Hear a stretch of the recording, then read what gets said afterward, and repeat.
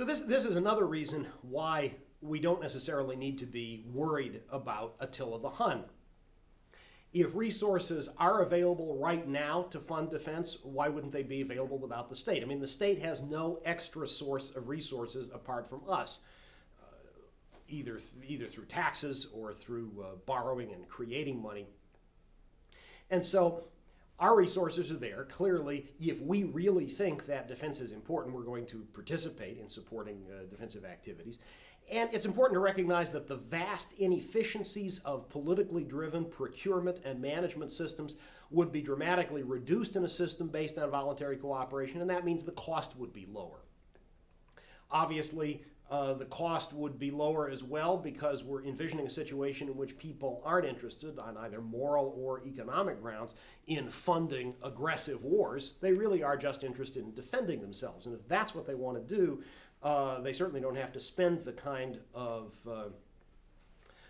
cash that is currently being spent, say, in the United States, but in other large countries, militarily powerful countries as well, planning on multi-front wars that really involve the projection of power around the globe. Now, the Tannehills make an interesting point, and I'm just going to be curious to see how you view this. Let's talk about this on the discussion board and in the chat. They say, you know, because businesses would be most interested in defense, and this is not implausible, the idea is businesses are most interested because they've got the most to lose. Businesses would be quite certain to buy insurance policies. Some individuals might not, but businesses certainly would because their assets are considerable and a great deal would be at stake for them.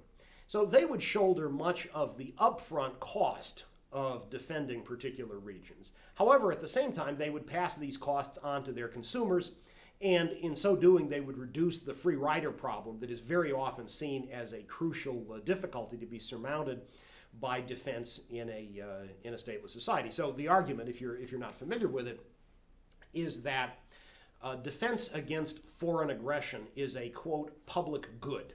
And to say that it's a public good is to say that it can be had by people who don't pay for it. That's really the simple point here. And because people don't have to pay for it, they won't pay for it, they'll count on others to do so, and therefore it won't finally be provided at all because nobody will pay for it. And so the Tannehills offer an interesting rejoinder to this, which is that it will not be, while it might be cost effective for some individuals to do that, to attempt a free ride, it won't be cost effective in general for businesses to do so.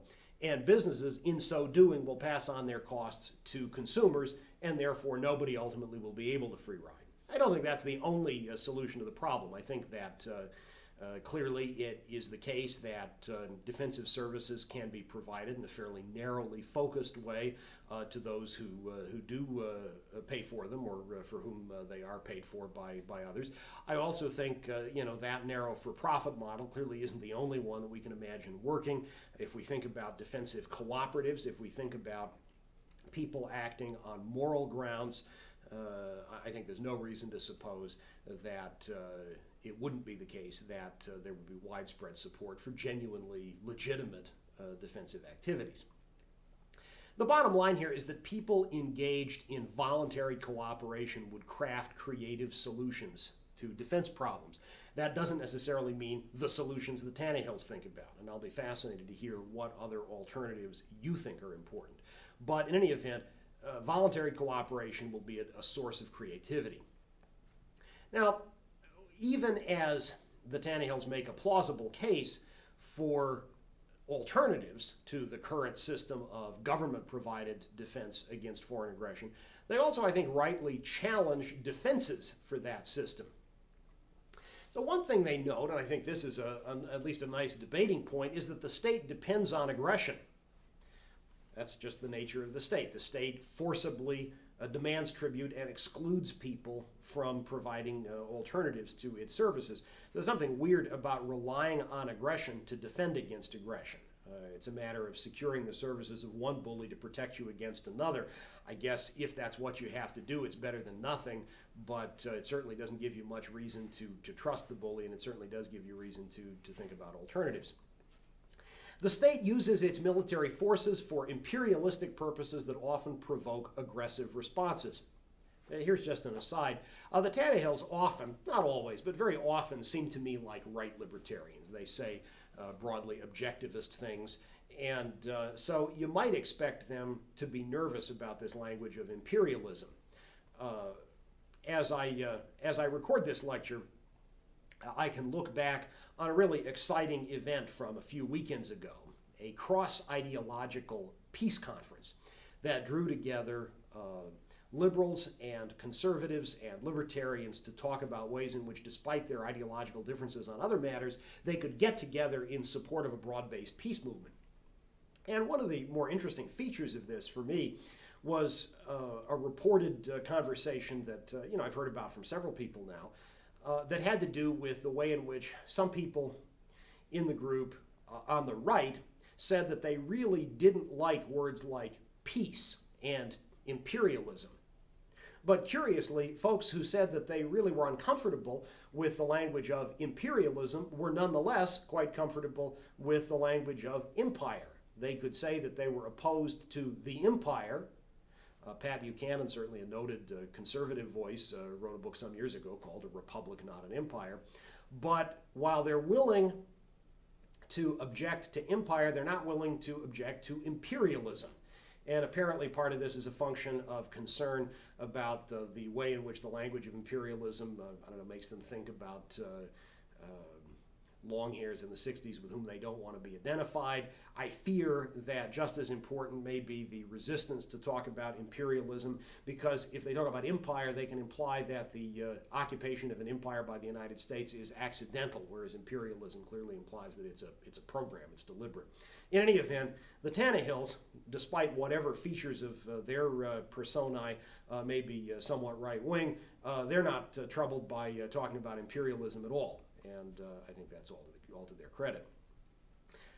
Now, a state military force, this is certainly another problem that has to be noted with respect to relying on the state to defend.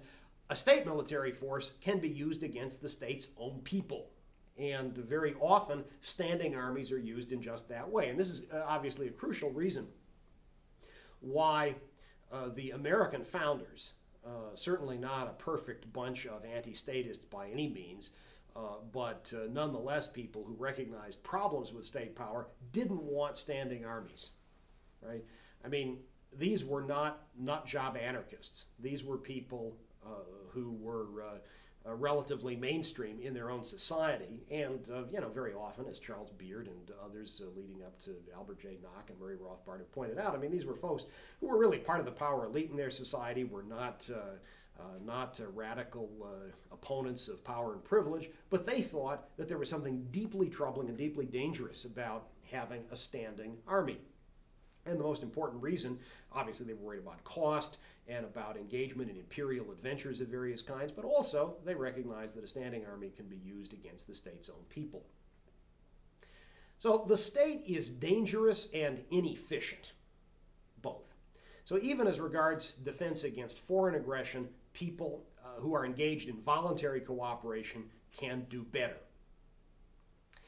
I think that's just a basic point. People engaged in voluntary cooperation can do better.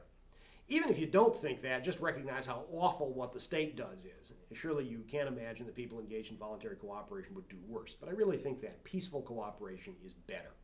So the Tannehills are right that warfare is an awful plague in our society.